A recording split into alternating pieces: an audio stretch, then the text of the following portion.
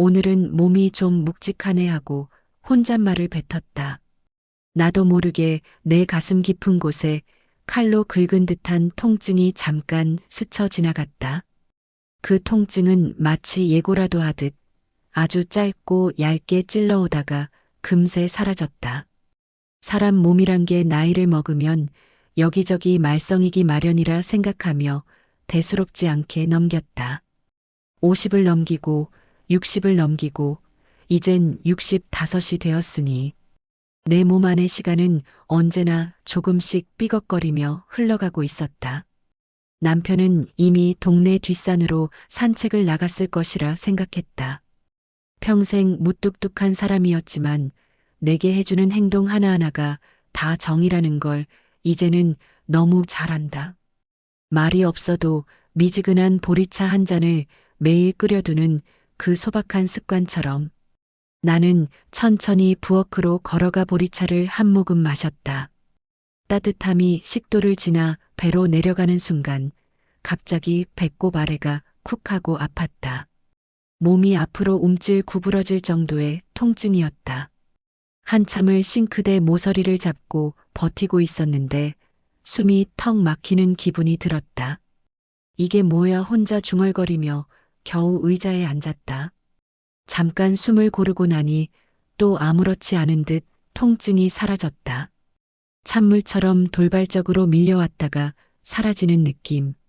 며칠 전부터 몸이 이유 없이 지치는 것도 같았다. 정 같으면 한 번에 해치우던 집안일도 괜히 덜컹거리고 어지럼증이 한 번씩 찾아왔지만 나는 나이를 핑계 삼아 넘겼다. 사람은 원래 자신에게 일어나는 작은 균열을 잘 모른다. 아니, 사실 알고 있어도 애써 외면하는 걸지도 모른다. 점심 무렵이 되자 남편이 산책을 다녀왔다. 무뚝뚝한 얼굴로 현관문을 열고 들어오면서 마치 고양이처럼 조용히 신발을 벗는다. 나는 괜히 다녀왔어? 하고 말해보고 그는 응하고 짧게 대답하는 식. 우리 부부의 평생 대화는 대부분 이런 방식이었다. 하지만 그 속에서 나는 남편의 온도를 읽을 줄 알게 되었고 그 또한 나의 마음을 알아보는 사람이 되었다. 몸 안에서 이상한 울렁거림이 다시 한번 올라왔다. 이번엔 더욱 무겁고 깊게. 나는 의자 끝을 꽉 잡았다. 남편이 눈치를 챌까봐 일부러 작은 미소를 지었다. 평생 내 앞에서 약한 모습 보이기 싫어했고 나 역시 그에게 걱정을 덜어주고 싶었다. 하지만 이번엔 어쩐지 예감이 좋지 않았다. 몸이 보내는 신호를 무시할 수 없을 만큼 통증은 날카롭고 선명했다. 결국 나는 병원을 가보기로 결심했다. 오래 다니던 동네 병원보다는 큰 병원으로 가야겠다는 생각이 들었다. 이유는 설명하기 어렵지만 오래된 무언가가 마음속에서 조용히 울리는 느낌이 들었기 때문이다. 오전이 끝나기 전 나는 가방을 챙기며 남편에게 말했다. 나 잠깐 검사 좀 받고 올게. 남편은 크게 놀라지도 않고 어디 아파? 하고 짧게 묻기만 했다. 나는 미소만 지은 채 대답을 하지 않았다. 걱정은 덜어줘야 한다는 오래된 습관이 몸에 박혀 있었다. 현관문을 닫는 순간 약한 소름이 등줄기를 타고 흘렀다. 햇빛 아래의 일상은 오늘도 평범했지만 나는 마치 그 평범함에서 조금씩 벗어나고 있는 것 같았다. 그리고 그때는 몰랐다. 조금 전 느꼈던 통증이 내 삶에 찾아온 첫 번째 신호라는 것을, 아무도 모르게 세상이 아주 조용히 내게서 멀어지고 있었다는 것을. 병원은 겨울이 오기 전에 공기처럼 차가웠다. 사람들로 북적거리는 로비, 어딘가 급하게 뛰는 발걸음들, 검사 안내 방송이 반복적으로 울려 퍼지는 그 익숙한 소리들 틈에서 나는 이상하게도 몸이 둥둥 떠 있는 것처럼 느껴졌다. 평생 큰 병원에 올 일이 거의 없었던 나는 의자에 가만히 앉아 있으면서도 마음이 영 자리 잡지 못했다. 검사는 오래 걸리지 않았다. 하지만 결과를 기다리는 시간이 내게는 꽤 길었다. 대기실의 의자에 앉아 양손을 무릎 위에 올려두고 있자니 그 손이 내 것인지 누군가의 것인지조차 희미하게 느껴졌다. 나이 들어가며 생긴 작은 손등주름 하나하나가 갑자기 너무 선명해 보였다. 의사가 내 이름을 불렀다. 나는 천천히 일어서서 진료실 문을 밀었다. 좁은 방 안에서 의사는 차분한 얼굴로 모니터를 보며 말했다. 윤정희님, 검사 결과가 나왔습니다. 그 짧은 문장이 내 심장 위로 돌멩이 하나를 올려놓은 것처럼 숨을 막았다. 의사의 표정은 다정했지만 동시에 무거웠다. 나는 그 표정이 나에게 어떤 말을 건네려고 하는지 알 것 같았고 알고 싶지 않았다. 무언가 단단한 벽이 내 앞에 세워지는 느낌. 내가 잠시 숨을 멈춘 채 그 벽이 무너지지 않기를 바라는 동안 의사의 목소리가 들렸다. 병이 많이 진행된 상태입니다. 솔직히 말씀드리면 시한부 판정에 가까운 단계예요. 그 순간 머릿속이 텅 비어버렸다. 시간이 멈춘 것처럼 그 순간은 아무 소리도 들리지 않았다. 병원 특유의 소독약 냄새만이 코끝을 찔렀다. 나는 고개를 끄덕이려 했지만 목이 굳어 아무 말도 나오지 않았다. 의사는 조심스레 말을 이어갔다. 평균적으로 몇 개월 정도를 생각하셔야 합니다. 물론 개인차는 있습니다. 하지만 체력 안배와 통증 관리가 무척 중요한 단계입니다. 몇 개월. 그 말이 내 귓속에서 작은 파문처럼 퍼졌다. 딸이 잠든 옛날 밤을 달래주며 불러주던 자장가처럼 익숙하고 부드러운 말이 아니라 칼끝이 언어로 변해 목속을 긁어내리는 듯한 통증을 남겼다. 나는 의사의 말이 끝나기도 전에 시선을 모니터에서 돌려 창밖을 바라봤다. 바람에 흔들리는 나무들이 참 평범하게 움직이고 있었다. 너무도 평범해서 차라리 잔인하게 느껴질 만큼. 의사는 조심스레 물었다. 가족분들과 상의하셔야 합니다. 남편분이 오실 수 있을까요? 나는 고개를 천천히 저었다. 아직은 제가 먼저 생각을 정리하고 싶어요. 내 목소리는 내 것 같지 않았다. 멀리서 누가 대신 말해준 것 같았다. 진료실을 나와 병원 복도를 걷는데 발걸음이 바닥에 닿을 때마다 이상하게 툭, 툭 울리는 소리가 들렸다. 내 몸이 아니라 누군가의 껍데기를 입고 걷는 것 같았다. 생의 시간이 갑자기 허공으로 쏟아져 나가는 것 같은 느낌. 엘리베이터 앞에서 나는 한동안 멈춰섰다. 몇 개월이라는 말이 온몸 안을 천천히 순환하며 내 삶을 분리해 놓는 것 같았다.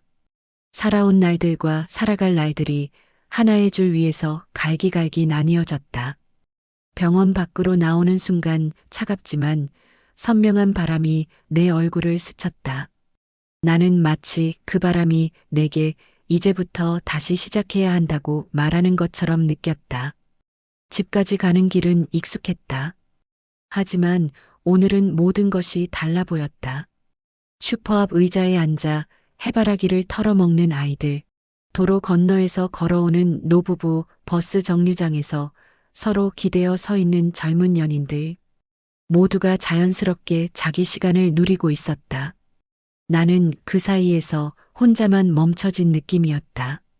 사람들의 표정 사이를 통과하며 집으로 걸어가는 동안 계속해서 마음속으로 같은 질문이 떠올랐다. 나는 이 사실을 어떻게 말해야 할까? 남편에게, 딸에게 이걸 어떻게 전해야 할까? 집 앞에 다다랐을 때 남편이 현관밖 화분에 물을 주고 있었다. 여느 날처럼 무심한 얼굴로, 그러나 누구보다도 다정하게. 그 모습이 눈앞에 들어오는 순간 나는 갑자기 잠시 숨을 쉬지 못했다. 내가 가장 사랑하는 사람, 평생의 동반자. 그의 생활 속 평범함이 이제 곧 깨질 것을 생각하니 마음 깊은 곳에서 어떤 울컥임이 솟구쳤다. 남편은 나를 보자 짧게 말했다. 벌써 왔어? 나는 억지로 미소를 지으며 고개를 끄덕였다. 응, 그냥 검사만 좀 하고. 목이 마르고 손끝이 떨렸지만 티내지 않았다. 오늘만큼은 아무렇지 않은 척하고 싶었다. 현관문을 닫는 순간 마음속에서 조용히 금이 가는 소리가 들렸다. 이제 나는 알고 있었다. 내 삶의 시계가 다른 속도로 움직이기 시작했다는 것을, 그리고 앞으로 마주할 날들이 결코 길지 않다는 것을. 집에 돌아온 뒤 며칠 동안 나는 아무렇지 않은 듯 행동했다. 평소처럼 아침에 일어나 남편이 좋아하는 상추를 씻고 텔레비전 뉴스를 보며 잔잔한 시간을 보냈다. 하지만 그 모든 순간이 얇은 유리창처럼 흔들리고 있었다. 내가 처음 깨지면 함께 무너져 버릴 것만 같아서 특히 남편 앞에서는 더 조심스러워졌다. 남편은 여전히 무뚝뚝한 채로 나를 챙겼다. 내가 물 한 잔을 들고 있으면 너무 많이 마시지 마 하고 지나가는 말로 걱정을 흘렸고, 내가 낮잠을 자면 조용히 방문을 닫아주곤 했다. 그 평범한 다정함이 이제는 나를 아프게 했다. 이 사람의 이 모든 일상을 내가 곧 떠날 거란 사실로 흔들어 놓아야 한다니. 며칠을 고민하다가 결국 가족들에게 말해야 하는 순간이 왔다. 더 늦추면 안 되는 기분이 들었다. 몸은 점점 무거워졌고 아무도 모르는 통증은 하루하루 깊어졌다. 숨겨봐야 해가 될 뿐이라는 걸 이제 알았다. 저녁 무렵 딸이 집에 들렀다. 아이를 어린이집에 맡기고 잠시 시간을 냈다며 밝게 웃었는데 그 웃음이 내게는 너무나 소중하고 아픈 빛이었다. 우리는 거실에 셋이 앉았다. 남편은 고개를 살짝 갸웃하며 나를 보았다. 내가 이런 자리를 만드는 사람이 아니기 때문이었다. 나는 손을 무릎 위에 얹고 손끝을 살짝 떨면서도 차분한 척 숨을 골랐다. 할 말이 있어. 입에서 나온 말은 짧았지만 그 뒤에 따라오는 무게는 잔인할 만큼 무거웠다. 딸이 먼저 나를 바라봤다. 엄마 무슨 일이야? 남편은 아무 말 없이 내 표정을 읽으려는 듯 눈을 가늘게 뜨고 있었다. 나는 그 두 시선을 한꺼번에 견딜 자신이 없어 잠시 고개를 숙였다. 그리고 마침내 말했다. 병원에서 결과가 나왔어. 많이 안 좋아. 딸의 눈이 순식간에 흔들렸다. 얼마나 안 좋은데? 그 질문의 끝은 떨리고 있었지만 나는 거짓을 섞을 수 없었다. 의사가 몇 개월 정도라고 했어. 그 순간 거실 공기가 뚝 끊어진 것처럼 고요해졌다. 시간이 없는 방 안에 우리가 갇힌 느낌. 딸의 얼굴은 하얗게 질렸고 남편은 잠시 아무 말도 하지 않았다. 그리고 일어나 물컵을 들려고 했지만 손이 떨려 제대로 잡지도 못했다. 딸은 결국 손으로 입을 가린 채 울음을 삼켰다. 엄마 왜 혼자 갔어? 왜 말 안 했어? 나는 딸의 떨림을 보며 마음이 무너졌다. 하지만 더 무너진 건 남편의 반응이었다. 남편은 깊게 숨을 들이쉬더니 마치 침대를 정리하듯 천천히 자리에 다시 앉았다. 표정 하나 변하지 않았지만 그 눈 속에는 말할 수 없는 무너짐이 있었다. 평생 감정을 드러내지 않는 사람이기에 그의 침묵은 오히려 울부짖음보다 더 아프게 다가왔다. 나는 두 사람을 차마 똑바로 볼 수 없었다. 미안해. 그냥 내가 괜찮아질 거라고 믿고 싶었어. 진심이었고 동시에 나를 위한 변명 같기도 했다. 딸은 무릎 위에서 손을 꼭 쥐며 말했다. 우리가 잊지 못할 만큼 오래 함께할 수 있을 줄 알았는데 왜 엄마는? 그 말은 끝내 이어지지 못한 채 울음 속으로 스며들었다. 남편은 그제서야 조용히 말을 꺼냈다. 병원 다시 가보자.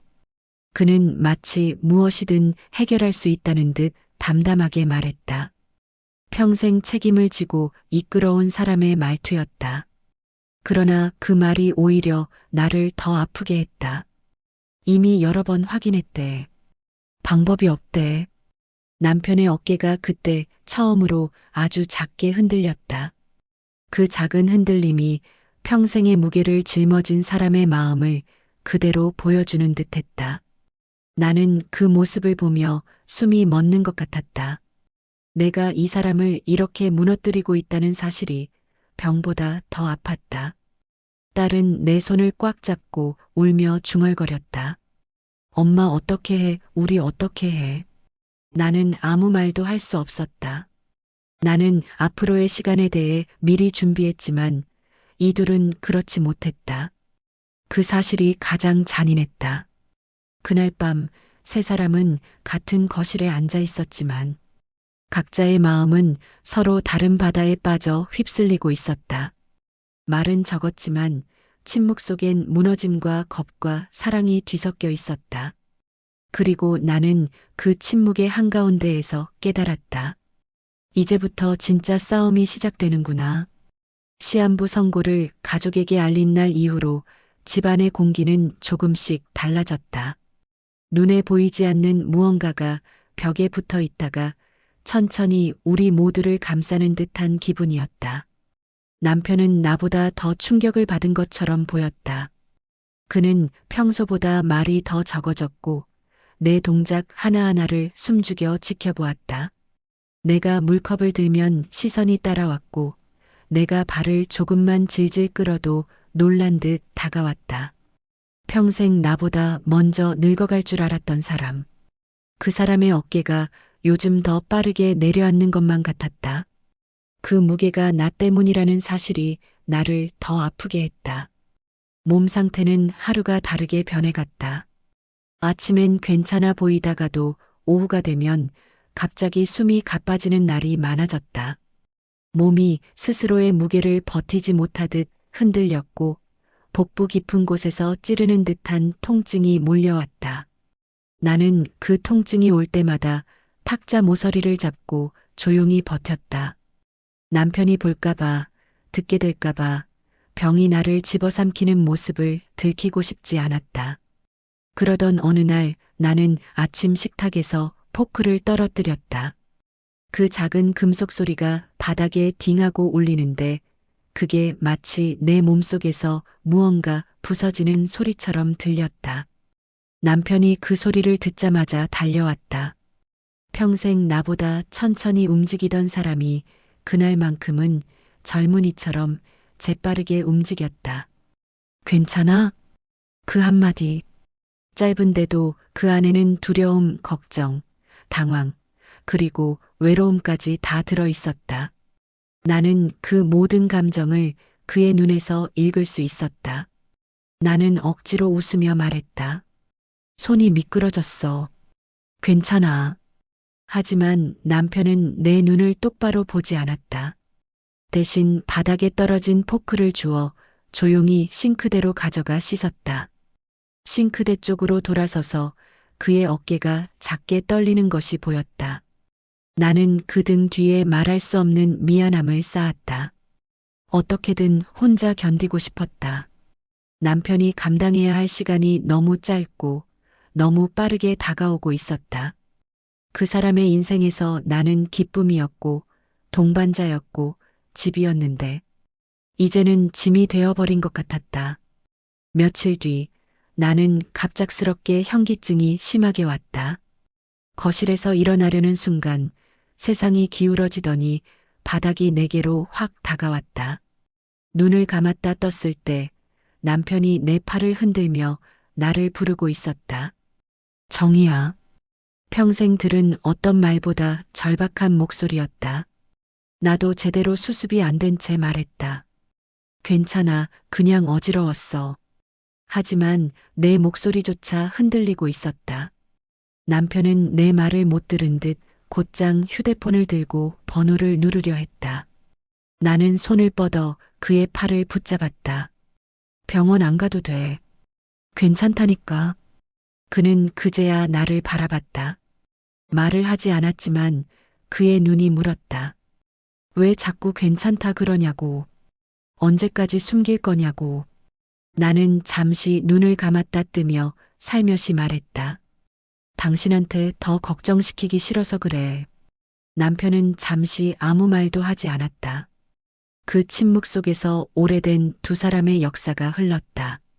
그리고 나는 깨달았다. 이 사람에게 내 약함을 숨기는 것은 사랑이 아니라 오히려 상처일 수도 있다는 것을. 남편은 내 손을 아주 조심스럽게 잡았다. 평생 그가 쥔 적 없던 마치 부서질 유리컵을 잡듯 한 손길. 나는 그 손길에 마음이 무너져 내렸다. 몸이 약해진 것보다 마음이 무너진 게 더 아팠다.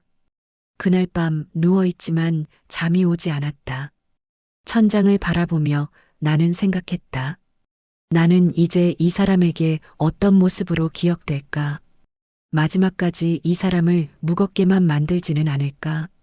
몸은 점점 부서져 가고 있었고 마음은 그보다 더 빠르게 흔들려 가고 있었다. 나는 갈등 속에서 조용히 깨달았다.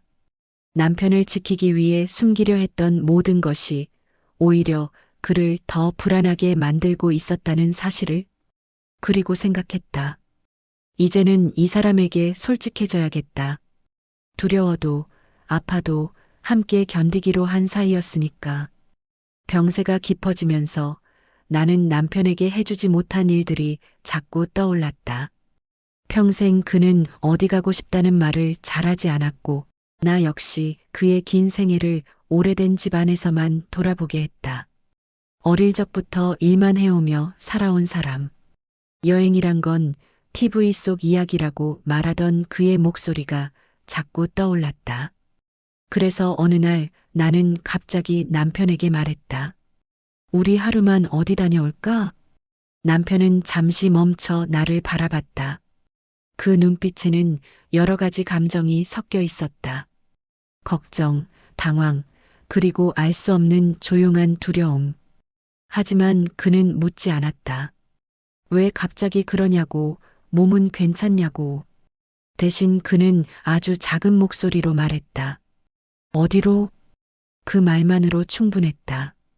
그 사람의 동의는 말보다 마음이 먼저였다. 우리는 다음 날 새벽 가까운 바닷가로 향했다. 아직 해가 뜨기 전이라 도로엔 차가 거의 없었고 창문 너머로 새벽 공기가 스며들었다. 차 안은 고요했다. 라디오도 켜지지 않은 침묵 속에 나는 가슴속 깊은 고독만 또렷하게 느낄 수 있었다. 남편은 운전대를 잡은 손에 힘을 깊이 주었다. 내가 옆에 앉아 있는 것이, 그리고 이런 시간을 함께하는 것이 그에게도 특별한 순간이라는 걸 느낄 수 있었다.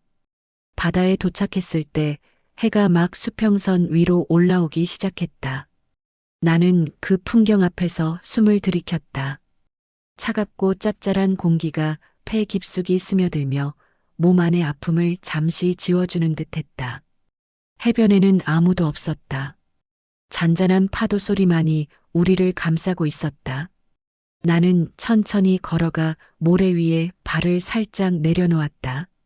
몸이 무거워 예전처럼 걷기 쉽지 않았지만 오늘만큼은 억지로라도 움직이고 싶었다. 남편은 내가 넘어질까 조심스레 한 발 뒤에서 따라왔다. 그 모습이 너무도 그 사람 같아서 웃음이 떠올랐다. 나는 바다를 바라보며 말했다. 여기 옛날에 당신이 오고 싶다고 한 적 있었지. 그는 기억이 안 난다는 듯 고개를 끄덕였다. 그랬나? 짧은 대답이었지만 나는 알고 있었다. 그는 오래전 젊은 날 누구에게도 말하지 않은 작은 꿈이 있었다. 그러나 그 꿈을 펼치기도 전에 가족을 책임져야 했고 나를 만나고 딸을 키우며 자신의 소망들을 뒤로 접어두고 살아온 사람이다. 나는 바다 쪽으로 시선을 고정한 채 말했다. 내가 당신한테 해준 게 너무 적은 것 같아서. 남편은 대답하지 않았다. 대신 불어오는 바닷바람 속에서 그의 숨소리가 잠시 무너지는 듯했다. 그리고 조금 뒤 조용한 목소리로 말했다. 그런 말하지 마. 짧고 무뚝뚝했지만 그 말엔 평생 쌓아온 그의 모든 감정이 녹아 있었다. 나는 그 말을 듣는 순간 눈가가 뜨겁게 젖었다. 남편은 마치 내가 울고 있다는 것을 모르는 척하며 바다를 바라봤다. 서로의 감정을 숨기려는 습관이 평생 쌓인 탓이었다. 나는 파도 소리를 들으며 조심스레 그의 손등을 잡았다. 그 손은 여전히 거칠었고 따뜻했다. 그 온도가 너무도 선명해서 마음이 흔들렸다. 이 온기를 얼마 남지 않은 시간 동안 어떻게 기억해야 할지, 어떻게 보내야 할지 알 수 없었다. 나는 속으로 말했다. 이 시간이 마지막일지도 모르는데. 하지만 입 밖으로는 아무 말도 하지 않았다. 남편은 내 손을 살짝 움켜잡았다. 평생 말보다 행동으로 마음을 보여온 사람이기에 그 작은 동작 하나가 그의 모든 말과 같았다. 나는 그 손을 잡으며 조용히 숨을 들이쉬었다. 바닷바람이 머리카락을 스치고 찬 공기가 가슴을 파고들며 나를 깨어있게 했다. 우리는 오래 서 있지 않았다. 몸이 금방 지쳤기 때문이다. 하지만 그 짧은 시간은 내게 너무 커서 하루처럼 깊게 남았다. 돌아오는 차 안에서 나는 눈을 감았다. 남편은 아무 말도 하지 않았지만 자꾸만 나를 확인하듯 미묘하게 시선을 돌렸다. 그 눈길 하나하나가 나를 쥐어짜듯 아팠다. 나는 작은 목소리로 말했다. 오늘 고마워. 남편은 핸들을 잡은 손을 꽉 쥔 채 대답했다. 뭐가? 하지만 그 짧은 말 속에 담긴 떨림을 나는 듣지 못할 수 없었다. 그날의 바다는 우리 둘의 마지막 풍경이 될지도 모르는 장면들을 천천히 가슴에 새기고 있었다. 바닷가에서 돌아온 다음 날 나는 온몸이 기진맥진한 상태였다. 잠을 자도 피로가 풀리지 않았고 아침에 일어나 앉는 것조차 숨이 가빴다. 하지만 이상하게도 마음은 오히려 고요했다. 마치 해야 할 일을 정확히 알고 있는 사람처럼 머릿속이 단단히 정리되어 있는 느낌이었다. 나는 알고 있었다.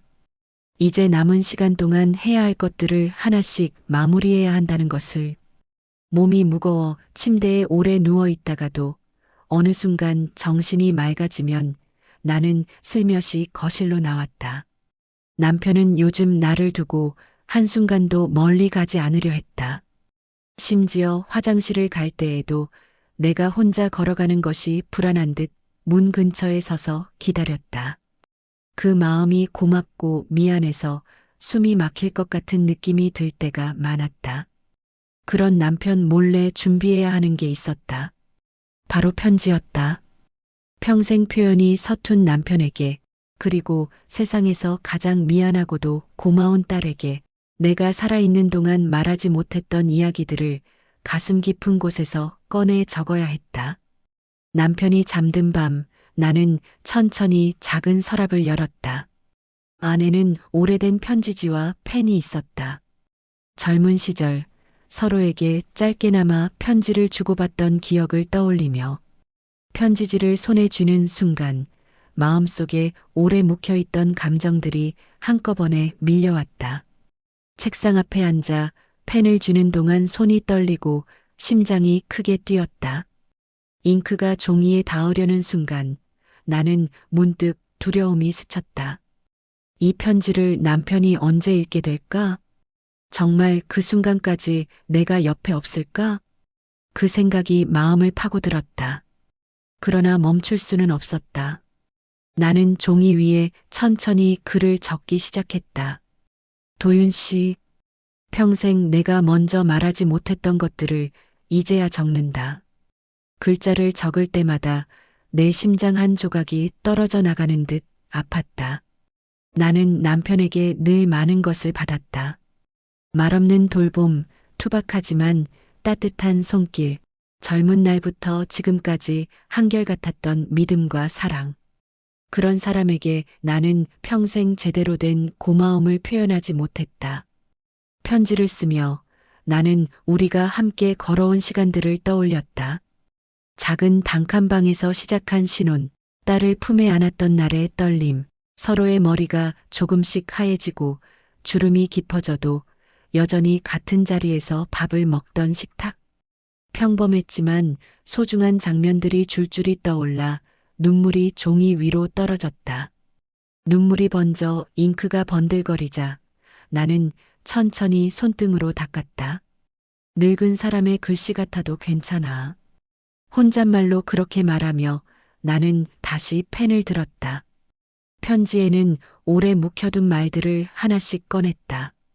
당신이 매일 끓여놓은 보리차 한 잔이 내 평생 중 가장 잔잔한 사랑이었어. 평생 표현 못하는 나를 이해해줘서 고마웠어. 당신의 침묵이 사실은 다정함이었다는 걸 나는 누구보다 잘 알아. 이젠 당신이 나 없이 어떻게 살아갈지 걱정이 되지만 그래도 살아줘. 내 목까지, 내가 못 본 계절들까지. 글을 적는 동안 내 숨은 점점 더 가빠졌다. 그러나 멈추지 않았다. 이 편지만큼은 반드시 완성해야 했다. 이 편지 하나가 남편의 남은 시간을 버티게 해줄 것이라는 걸 나는 알고 있었다.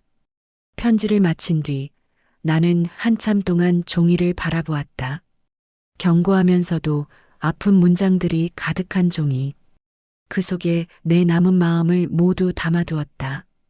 접어두려는 순간 발자국 소리가 들렸다. 남편의 발소리였다. 나는 황급히 편지를 서랍 안가장 깊은 곳에 넣고 서랍을 닫았다. 심장이 요동쳤다. 남편이 문을 열면 내가 펜을 내려놓는 소리까지 들릴까봐 손을 떼지 못하고 서랍 위에 손을 얹은 채 숨을 죽였다. 남편이 접근해 물었다. 앉아? 나는 뒤돌아보며 웃었다. 잠이 안 와서 바람 좀 쐬었어. 그는 고개를 끄덕이며 방으로 돌아갔다.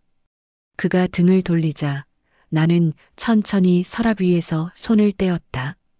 숨겨둔 편지가 서랍 안에서 조용히 나를 바라보고 있었다. 언젠가 내 자리가 텅 빈 뒤 그 편지가 남편의 손에 닿게 될 순간을 상상하며 나는 깊은 숨을 들이쉬었다. 그리고 생각했다. 이제 나는 준비를 끝내고 있는 거구나. 그날 밤은 유난히 조용했다. 바람이 불지 않았고 집안의 작은 소음들까지도 어딘가 멀리 숨어버린 듯했다. 창문 밖으로 스며드는 공기는 차가웠지만 오래도록 익숙해진 우리 집 특유의 온기가 그 차가움을 밀어내고 있었다. 나는 침대에 누워 천장을 바라보았다. 오늘따라 몸이 더 무거웠다. 심장이 천천히 그리고 깊게 움직이는 게 느껴졌지만 그 박동이 어딘가 멀리서 들리는 소리 같았다. 마치 내 몸이 점점 바깥으로 빠져나가고 있는 것 같은 느낌. 남편은 내 옆에 앉아 있었다. 언제부터 그 자리에서 있었는지 모를 만큼 조용히. 그는 최근 며칠 동안 거의 잠을 자지 않았고 눈가는 퀭하게 꺼져 있었다. 하지만 그 얼굴에는 오직 한 가지 표정만 있었다. 놓치지 않겠다는 마음. 내가 마지막 숨을 쉬는 순간까지 곁을 지키겠다는 단단함. 나는 힘겹게 말했다. 잠 좀 자. 당신 얼굴이 다 망가지겠어. 남편은 고개를 천천히 저으며 침대머리에 등을 기대고 앉았다. 그 반응은 너무나 익숙한 그의 방식이었다. 강한 척하면서 마음속으로는 누구보다 불안해하는 사람. 내 목이 조금씩 잠겨갔지만 나는 가능한 한 힘을 모아 그의 손을 잡았다. 그 손은 여전히 따뜻했다. 삶 전체를 몸으로 살아온 사람의 손. 나는 그 손을 느끼면서 아마 오늘이 마지막 일지도 모른다는 생각을 조용히 받아들였다.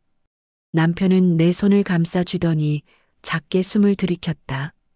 그 숨소리 하나에 그의 모든 감정이 담겨 있었다. 억눌린 두려움, 무너지는 마음, 그리고 떨리는 믿음. 나는 그에게 미소를 지어 보이려 했지만 입술이 조금밖에 움직이지 않았다. 여기 있어줘서 고마워. 짧은 말.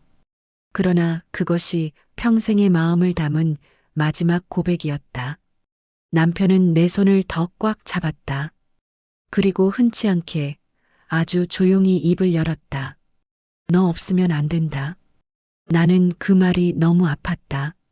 너무 늦게 들었고 너무 깊었다. 그 사람의 속마음을 평생 듣고 싶었던 내가 이제 와서 그 말을 받고 있다는 사실이 서러웠다. 나는 눈을 감으며 말했다. 괜찮아. 당신은 잘 해낼 거야. 그는 아무 대답도 하지 않았다. 대신 내 손을 잡은 손에 온 힘을 실었다. 마치 손끝으로 나를 붙잡아 이 세상에 더 머물게 하고 싶은 듯한 절박함이었다. 시간이 천천히 흐르며 방 안의 공기가 묵직해졌다. 숨이 점점 더 짧아지고 가슴이 눌리는 듯한 통증이 번져갔다. 하지만 그 통증조차도 남편의 손길 아래에서는 조금 덜 아프게 느껴졌다. 내 삶 전체의 무게가 조금씩 풀려나가는 느낌이었다. 한참을 그렇게 누워 있다가 나는 마지막으로 천천히 속삭였다. 당신 나 사랑했지. 남편은 잠시 고개를 떨구었다. 그리고 아주 작은 목소리로 말했다. 평생, 평생. 그 단어가 내 가슴 깊은 곳으로 흘러들어왔다. 나는 그 순간에야 비로소 안심이 되었다. 우리가 함께한 시간들이 결코 헛되지 않았다는 확신. 남편의 사랑이 내 삶 전체를 감싸고 있었다는 진실. 숨이 얕아지기 시작했다.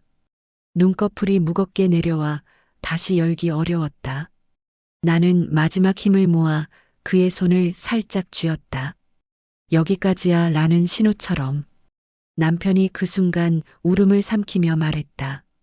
정희야 가지 마. 나는 듣고 있었지만 대답을 할 힘이 없었다. 그저 그의 목소리를 마지막 선물처럼 가슴에 담았다. 그리고 아주 조용한 순간 내 호흡이 한 번 멈췄다가 아주 가볍게 다시 이어지며 나는 마지막 남은 힘으로 속삭였다. 사랑해. 그 말이 내 삶의 마지막 문장이었다. 그리고 이어진 고요 속에서 나는 남편의 온기를 느낀 채로 고요한 어둠 속으로 조용히 걸어 들어갔다. 아내가 떠난 지 일주일이 지나고 나서야 집안이 진짜로 조용해졌다. 정희가 누워있던 그 자리, 그녀가 마지막으로 쓰다듬던 담요, 컵받침 위에 남아있던 보리차 얼룩. 모든 것이 그대로인데 모든 것이 달라진 듯했다. 나는 밤마다 잠들지 못했다. 잠이 오려 해도 아내가 내 손을 잡고 마지막으로 했던 말들이 자꾸 귓가를 맴돌았다. 사랑해. 그 말이 너무 가볍고 조용하게 내 가슴에서 울렸던 탓일까? 그 마지막 한마디가 밤마다 나를 가만히 깨우는 듯했다. 딸은 매일 찾아왔지만 집안의 깊은 고요함은 아무도 채울 수 없었다. 사람이 떠난다는 건 단순히 숨이 멎는 것이 아니라 그 사람이 만들어 놓은 온도까지 함께 사라지는 것임을 나는 늦게서야 알았다. 정의의 물건을 정리해야 한다는 걸 알면서도 나는 손을 대지 못했다. 그녀의 옷장에서 나는 향이 났고 주방 서랍을 열면 그녀가 썰던 칼과 도마의 작은 자국들이 그대로 남아 있었다. 그 흔적들이 내 삶을 지탱하는 마지막 줄기 같은 기분이었다. 그러던 어느 날 작은 책상 서랍을 열다가 나는 한 장의 편지를 발견했다. 서랍 가장 아래 잘 접힌 채 놓여 있었다. 보는 순간 알았다. 정희가 남긴 것이라는 걸. 손이 떨렸다. 그녀가 살아있는 동안 단 한 번도 내게 직접 말하지 못했던 것들이 이 종이 위에 있을 것만 같았다. 나는 천천히 그러나 숨을 삼키듯 조심스럽게 편지를 펼쳤다. 도윤 씨, 이 편지를 읽고 있다면 나는 당신 옆에 있지 않겠지. 첫 문장을 읽는 순간 내 눈이 뜨겁게 흔들렸다. 아내의 글씨체는 예전보다 훨씬 더 기울어져 있었다. 힘이 없는 손으로 쓴 흔적이 그대로 남아 있었다. 나는 숨을 들이쉬고 다음 문장을 읽었다. 평생 당신의 마음을 알면서도 나는 표현을 잘 못해서 늘 당신에게 미안했어. 짧은 문장인데 그 안에 담긴 고백이 너무 오래된 시간들을 흔들었다.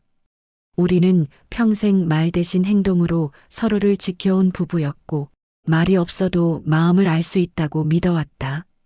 그러나 정희는 마지막 순간까지도 말해주지 못한 것들을 마음에 담아두고 있었던 것이다. 당신이 끓여주던 미지근한 보리차 한 잔이 내겐 가장 깊은 사랑이었어. 그걸 평생 말하지 못해 미안해. 나는 편지를 읽으며 울음을 참으려 애썼다. 그러나 눈물이 종이 위로 떨어져 잉크가 퍼졌다. 보리차.